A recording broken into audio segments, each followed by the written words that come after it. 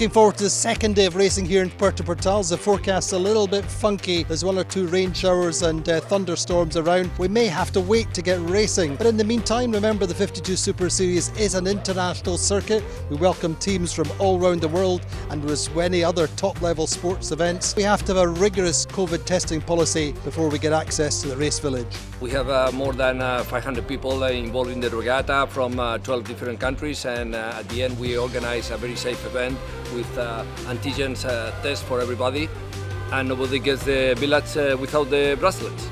We have new kids on the block in the shape of a team from Thailand who've only been sailing the boat for 2 or 3 days. They're in the invitational fleet. They're having such a great time. They're going to be joining us again in Mahon at the 52 Super Series. We're trying to bring up Thais from dinghy classes into the keel boat classes, so we were able to buy this Team Vision Future boat, and looking forward to joining more TP events in the coming years. Sustainability, as ever, is really at the top of the agenda for the 52 Super Series. It's great here in Puerto Portales to have two boats in particular who are following their own agendas, but under the sustainability umbrella. We've got zero emissions from Finland and Tony Guiu's blue carbon. I'm very happy to be here because the leaders on the sustainability programs in racing is Super Series, and we are happy because we are pushing a little bit more on that, doing a lot of things to be real sustainable. We came from Barcelona sailing instead to take planes. Now we are working to be neutral in our activity.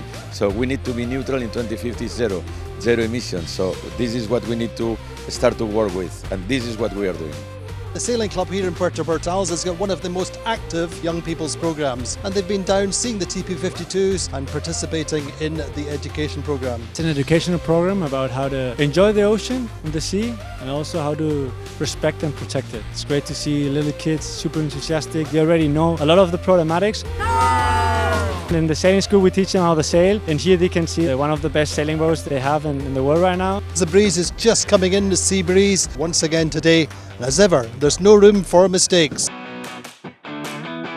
We had expected the sea breeze to come in, but in fact there was a little thunderstorm went across the north of the island. There's some rain over Palma and over Puerto Portales, and the boats had to wait off until we did get a breeze come in to allow racing to start. It was actually coming offshore, which made it quite changeable, shifty, and much more atypical Palma day. But off the start line, well, Phoenix got the best start on the pin end of the line. They were going well up the first part of the beat. They went out to the right side. Meantime, Alegre and Quantum Racing and Sled worked the left side, and at the top mark it was the left side that did pay, and Sled getting round the mark just with a small lead ahead of Quantum, very close together, both round ahead of Phoenix. Sled extended down the run and built up a big lead to win the race. Quantum Racing making it a good day for them, coming across in second, but Phoenix having to do turns during the race. Finish for Platoon that they'll want to forget. They had to do turns just at the finish line, and that cost them heavily. We got a nice start, which we wanted, and then a couple of nice shifts up the first beat, which gave us just a tight little lead at the top, and all in all just a great team effort, you know, good communication the whole way around the racetrack. We know we can get to the top mark in good shape, but I personally, as a tactician, have to keep us out of trouble, and I haven't been doing a great job of that. I know what I'm doing wrong, and I've got to fix it. So the standings after 3 races: Quantum Racing lead on 5 points, second are Sled on 12 points, and third Alegre on 13 points. And in the 20th anniversary invitational fleet, Beau Geste lead with 3 wins on 3 points. Second are the Thai boat Thai 72 on 9 points. Also on 9 points, the Air is Blue. Oh, it went all right. Managed to hang on to Beau Geste upwind. It's all about not making mistakes and trying to keep it clean. Well, in the end, only one race sailed in a good offshore breeze.